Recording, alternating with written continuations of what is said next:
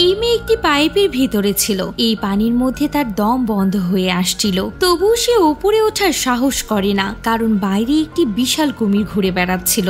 যতক্ষণ না কুমিরটি সেই স্থান থেকে চলে না যায় ততক্ষণ সে নড়ার চেষ্টা করে না, যার পরে সে সাঁতরে পাইপ থেকে বেরিয়ে এসেছিল। সে জলের ভিতরে খুবই ভয় পেয়েছিল, কারণ তার চারপাশে কুমির সাঁতার কাটছিল। কিন্তু আজ সম্ভবত তার ভাগ্য তার সাথে ছিল না, কারণ তার শ্বাসের বুদবুদ কুমিরের দৃষ্টি আকর্ষণ করে। কুমিরটিকে তার দিকে আসতে দেখে মেয়েটি দ্রুত সাঁতার কাটতে শুরু করে এবং সেখান থেকে দূরে সরে যেতে থাকে। সৌভাগ্যবশত সময় মতো সে তীরে পৌঁছাতে পেরেছিল, কিন্তু সে উদ্ধারকারী হেলিকপ্টারটি ধরতে ব্যর্থ হয়। কিন্তু এইরকম ভয়ানক একটা জায়গায় মেয়েটি কিভাবে ফেসে গেল তা জানতে হলে আমাদের যেতে হবে কাহিনীর ফ্ল্যাশব্যাকে। মুভির শুরুতে আমরা হেনা নামের একজন মেয়েকে দেখতে পাই। সে একজন সুইমিং চ্যাম্পিয়ন। সে একটি সুইমিং কম্পিটিশনে অংশগ্রহণ করে হেরে যায়। এরপর সে একটি জায়গায় বসে পড়ে। তখন তার বাবার কথা প্রচুর মনে পড়তে থাকে। সেখানে তার বাবা বলে, আমাদের কারো সামনে কাঁদা উচিত নয়, এতে নিজেকে নিচু মনে হয়। এরপরে হেনার কাছে তার বোনের ফোন আসে।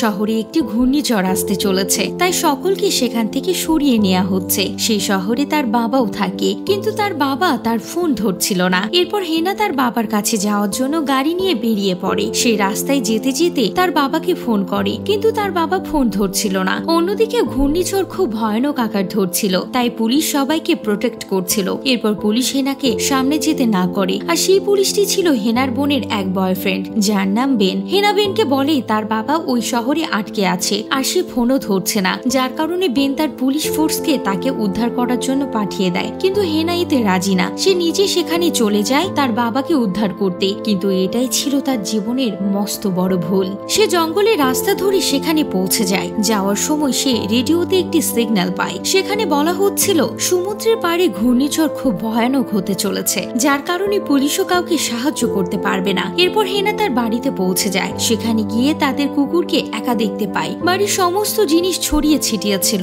তাদের পরিবারের ছবিগুলো বিছানার উপর রাখা ছিল। তারপর হেনা তার বোনকে ফোন করে আর এখানকার সমস্ত ঘটনা তাকে খুলে বলে। এরপর হেনা ভাবতে থাকে তার বাবা হয়তো তাদের পুরনো বাসায় গিয়েছে, তাই সে সেখানে যাওয়ার সিদ্ধান্ত নেয়। তার কুকুর সুগারকে নিয়ে তাদের পুরনো বাসায় পৌঁছে যায়, কিন্তু হেনা সেখানেও তার বাবাকে খুঁজে পায় না। তাই সে তার বাবাকে ফোন করতেই থাকে, কিন্তু দেখতে পায় তার বাবার ফোন সেখানেই রাখা আছে। এরপর হেনা কিচেন রুমে গিয়ে কিছু পাইপ ঠিক করার জিনিসপত্র দেখতে পায়। অন্যদিকে তার কুকুর বেসমেন্টের দিকে তাকিয়ে অদ্ভুতভাবে চিৎকার করছিল। হেনা ভাবতে থাকে তার বাবা হয়তো পাইপ ঠিক করার জন্য বেসমেন্টের ভেতরে চলে গিয়েছে। তাই হেনা তার বাবাকে খোঁজার জন্য বেসমেন্টের ভিতরে ঢুকে যায়। সেখানে পাইপের ওপর সে কিছু রক্ত লেগে থাকতে দেখে, আর পাশেই দেখে তার বাবা রক্তাক্ত অবস্থায় পড়েছিল। হেনা তার বাবাকে ডাকতে থাকে, কিন্তু তার বাবা সেখানে অজ্ঞান অবস্থায় পড়েছিল। হেনা যখন তার বাবাকে নিয়ে সিঁড়ির কাছে পৌঁছায়, তখনই একটি বিশাল ভয়ঙ্কর কুমির বেসমেন্টের ভেতরে ঢুকে পড়ে। হেনা সেখান থেকে তার বাবাকে নিয়ে পালিয়ে কিছু পাইপের পেছনে লুকিয়ে পড়ে,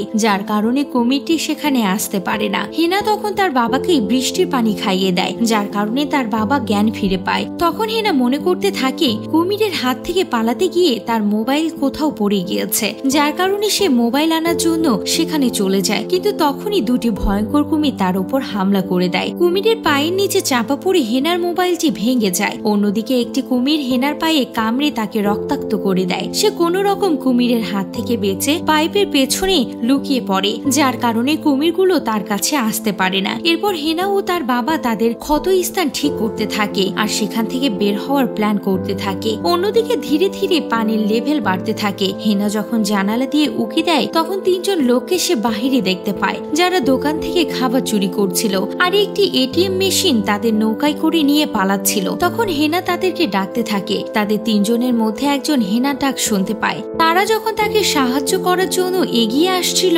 তখন কুমির তাকে হামলা করে দেয় আর তাকে খুব বাজেভাবে মেরে ফেলে। আর বাকি দুই বন্ধুদেরকেও কুমির মেরে ফেলে আর তাদেরকে খেতে থাকে।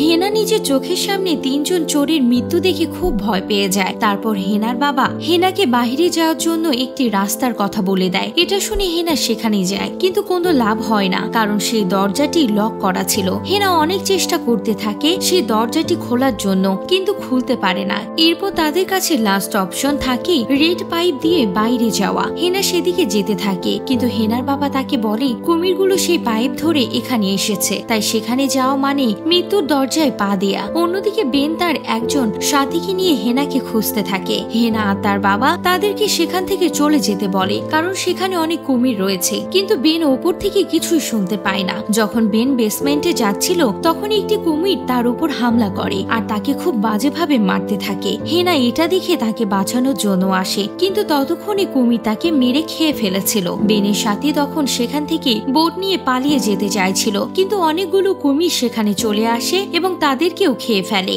হেনা এটা দেখে ভয় পেয়ে যায়। সে বুঝতে পারছিল না সে কি করবে। হেনার বাবা হেনাকে বলে, ছোটবেলায় তোমার বোন পানির নিচে অনেকক্ষণ শ্বাস নিয়ে থাকতে পারত, কিন্তু এখন তুমি তার চেয়েও বেশি পানির নিচে শ্বাস বন্ধ করে থাকতে পারো, মানে তুমি জীবনে কখনো হার মানতে পারো না। আসলে হেনার বাবা মার ডিভোর্সের কারণে হেনা অনেকদিন ডিপ্রেশনে ছিল, যার কারণে সে সুইমিং কম্পিটিশনে জিততে পারেনি। এসব কথা বলতে বলতে তারা দুজন অনেক ইমোশনাল হয়ে যায়। তখন তারা দুজন সেখান থেকে বের হওয়ার প্ল্যান করতে থাকে। হেনার বাবা বলে, আমি কুমিরগুলোকে আওয়াজ করে এদিকে ডাকবো, আর সেই সুযোগে তুমি পালিয়ে যাবে। যে কথা সেই কাজ। হেনার বাবা কুমিরগুলোকে আওয়াজ করে তার দিকে ডাকে। যখন কুমিরগুলো তার কাছে চলে আসে তখন সে একটি কুড়ুল নিয়ে তাদের সাথে ফাইট করে আর একটি কুমিরকে মেরে ফেলতে সক্ষম হয়। এতে সেও রক্তাক্ত হয়ে যায়। আর হেনা যখন পাইপ দিয়ে বাহিরে যাচ্ছিল তখন সে অনেকগুলো লাশ দেখতে পায়। হেনা বেনের লাশের পকেট থেকে বন্দুক নিয়ে নেয় আর সামনে এগোতে থাকে। তখনই তার সামনে একটি কুমির চলে আসে আর কুমিরটি হেনার হাত কামড়ে দেয়।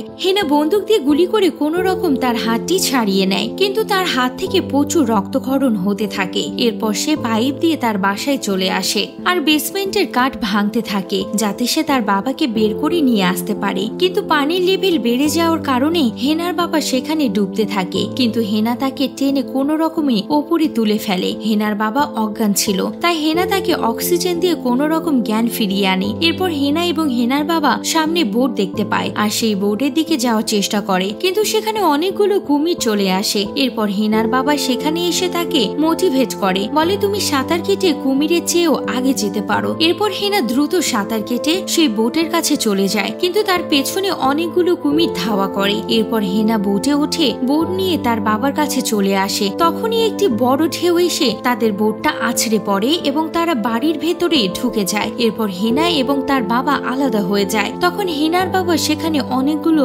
ফায়ার স্টিক দেখতে পায়, যেগুলো তার কাছে রেখে দেয়। হেনার বাবা যখন ফায়ার স্টিক জ্বালিয়ে সামনের দিকে এগোচ্ছিল তখন একটি কুমির এসে তার হাত ছিঁড়ে খেয়ে ফেলে এবং ব্যথায় সে চিৎকার করতে থাকে। এটা শুনে হেনা তার কাছে ছুটে যাচ্ছিল, তখনই তার পেছনে একটি কুমির চলে আসে। এটা দেখে হেনা একটি বাথরুমে লুকিয়ে পড়ে। কুমিরটিও তার পিছে পিছে বাথরুমে চলে আসে। হেনা কোনো রকম কুমিরের চোখ ফাঁকি দিয়ে সে বাথরুম থেকে বেরিয়ে আসে। এরপর হেনা তার বাবাকে নিয়ে ছাদে যেতে থাকে, কারণ বাড়ির ভেতরে প্রচুর পানি ঢুকে গিয়েছিল। তখন তারা একটি রেস্কিউ হেলিকপ্টার দেখতে পায়। এরপর হেনা একটি ফায়ার স্টিক জ্বালিয়ে জানালার দিকে ধরে। তখন জানালা ভেঙে একটি কুমির ভেতরে চলে আসে আর তার একটি হাত কামড়ে তাকে নিয়ে পানির নিচে চলে যায়। তখন হেনা তার সুইমিং এর কথা ভাবতে থাকে আর একটি ফায়ার স্টিক জ্বালিয়ে কুমিরের গায়ে ধরে, যার কারণে কুমিরটি তাকে ছেড়ে দেয়। এরপরে হেনা বাহিরে এসে ছাদের উপরে উঠে পড়ে, যেখানে তার বাবা আগে থেকে উপস্থিত ছিল। তখন তারা দুজনই সেখানে একটি রেস্কিউ হেলিকপ্টার দেখতে পায়।